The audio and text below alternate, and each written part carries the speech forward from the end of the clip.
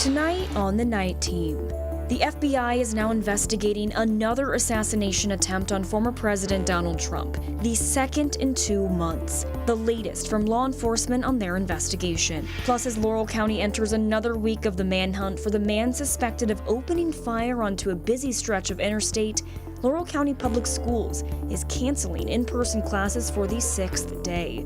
How a mother is keeping students kept home from school fed. And their little faces are just planted in the window like it's Christmas morning, all for some food. And later, today marks the first day of Hispanic Heritage Month.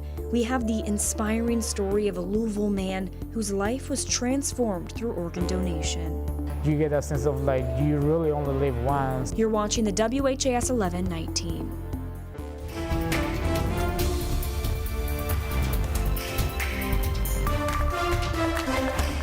The FBI is now investigating a second assassination attempt on the former president. Secret Service opened fire on a man with a gun at Donald Trump's Florida Golf Club today. Thanks for joining us here on the Night Team. I'm Alex Dieterer. This news broke after a spokesperson for Trump reported that the former president was safe following shots fired near his golf course. ABC's Allison Cossack has the details on the investigation.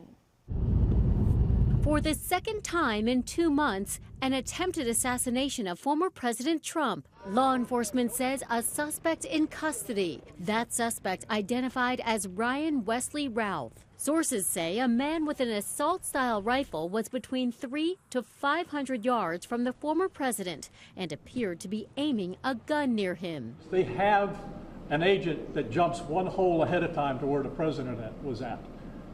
And he was able to spot this rifle barrel sticking out of the fence and immediately engage that individual, at which time the individual took off. Authorities say they found an AK-47 style rifle in the bushes with a scope, 2 backpacks, and a GoPro. He was later apprehended in a neighboring county. The threat level is high. We have increased the amount of assets that we've supported, so we live in danger times. The former president issuing a statement saying, "My resolve is only stronger after another attempt on my life. I will never slow down. I will never give up." Later in the evening, President Biden issuing a statement stating, "There is no place for political violence or for any violence ever in our country." The former president is said to be in good spirits. Allison Cossack, ABC News, New York. Kentucky politicians on both sides of the aisle are already responding to the incident. Republican Minority Leader Senator Mitch McConnell says in part, quote, "There is no place for political violence in our country. Those responsible for it must be held to account. I hope and expect the Secret Service and the FBI will conduct a thorough, swift, and transparent investigation." Louisville Representative Morgan McGarvey also responded on social media saying, quote, "I'm grateful that the Secret Service acted quickly to ensure the former president was not harmed. Political violence has no place in our country. We must not allow this to be normalized," end quote. New for you tonight, the strike against AT&T has come to an end after a deal was reached between the telecommunications giant and the CWA. According to a release from both AT&T and the CWA, a tentative agreement was reached and workers will return to work tomorrow. The new contract for workers in Kentucky and 8 other states includes a nearly 20% wage increase across the board and improved health benefits. The contract will go to the local union for a vote in the coming weeks. And we're learning Mayor Craig Greenberg will make a significant announcement regarding police leadership tomorrow. LMPD has been without a permanent chief since June. Jacqueline Gwynn Villaroel was suspended as police chief on June 12th and officially resigned on June 25th. Since then, Paul Humphrey has served as interim chief. Just this week, Humphrey had expressed a desire for the permanent position, and Greenberg said he was not planning on conducting a national search. I'm definitely interested in doing this permanently. Obviously, there's been dynamics that have happened over the last couple of months that I have very little control over. I do not have any intention right now of beginning a national search. Chief Humphrey is doing a wonderful job as interim chief. We're making a lot of good progress. Greenberg and police leadership will make their announcement tomorrow at 10:30 in the morning. You can stay tuned to WHAS 11 online and on air for the latest information. Kentucky State Police say they have searched 28,000 acres for Joseph Couch. He's the suspect of I-75 sniper. Authorities say shot and injured 5 drivers. Couch allegedly opened fire onto a busy stretch of interstate just north of London, Kentucky last Saturday, and then disappeared in the Daniel Boone National Forest. Since then, there have been no sign of him, and some schools in the area are still taking extra precautions, closing their doors to in-person learning. WHAS 11 Night Team's Alexandra Goldberg spoke with one woman who has been helping provide meals to children staying home from school. Alex? Right, Alex. London mother Samantha Johnson tells me she spent her Sunday delivering bags of groceries to Laurel County families in need.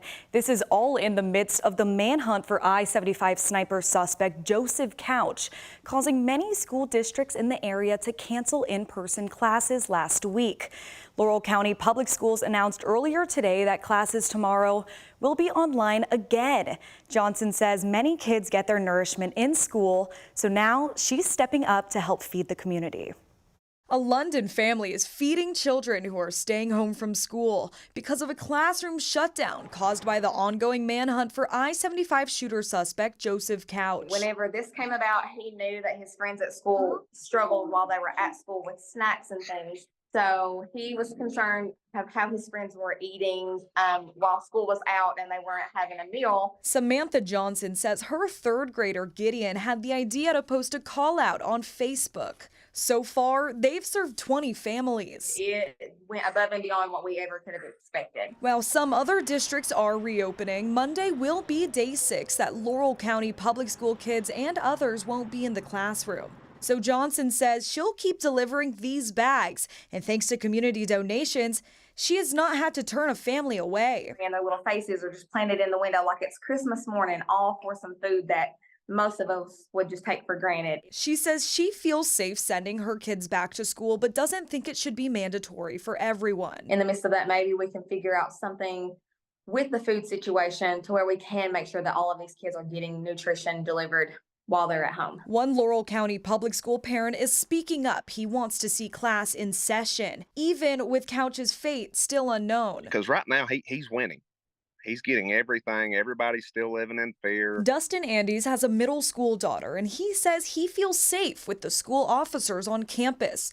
But for now, he's waiting for answers. If they don't have any new updates on this guy, do we not have school all year?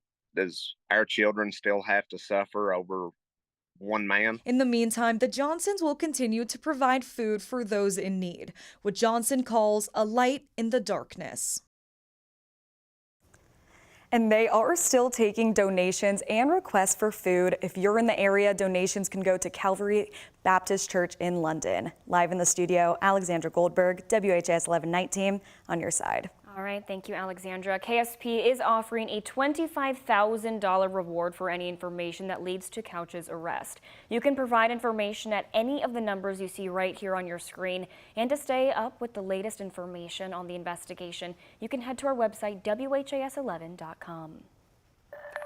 The annual Jeffersontown Gaslight Festival wrapped up tonight with a car show. Classic and sport cars took over Gaslight Square in Jeffersontown. People enjoyed more than 135 arts and crafts vendors and more than 130 area businesses. The festival started as a street party and is now one of the largest in the region. People we spoke with today tell us they love getting to meet with all of the people. I love to see that enthusiasm in young people, because when old guys like us disappear, you know, I don't want to see the car enthusiasm go away with us. You know, I want it to keep growing. Today's car show is one of the most popular events. It started 13 years ago and has grown from 4 people to more than 400. Today on Louisville's waterfront, a Hope Walk was held to raise money for the Huntington's Disease Society of America. Huntington's disease is a fatal genetic disorder that causes the progressive breakdown of nerve cells in the brain. It deteriorates a person's physical and mental abilities during their prime working years, and it also has no cure. Huntington's Disease Society is a nonprofit that's dedicated to improving the lives of everyone affected by the disease.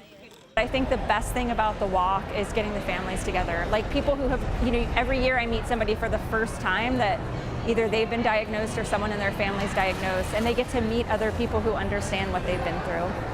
The Huntington Disease Society was founded in 1967 by Marjorie Guthrie, the wife of legendary folk singer Woody Guthrie, who died from the disease at just 55. The Big Table in Iroquois Park returned today as part of Welcoming Month. The event focused on bringing together people from different backgrounds to share one giant meal. The hosts supplied the chairs, plates, and utensils, but guests were in charge of the food. Attendees were asked to bring a dish that means something to them, their family, or their background.